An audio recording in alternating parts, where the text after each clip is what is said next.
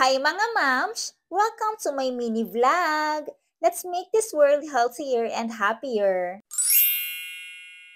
For today's video, samahan niyo muna kaming ihatid ng mga bata sa school. Nag-invite kasi ang pinsan ko na mag-walking kami at Zumba sa San Pablo. Since half day lang naman ang mga bata, go tayo dyan mga moms! Umuulan nga na nag-walking kami pero syempre hindi pa titinag ang moms nyo. After namin mag-walking, pumunta muna kami sa Zumba class. Umorder muna ako ng pearl shake. Ang healthy nito mga moms. Kaya before mag-Zumba, yan, nag-zip muna ako.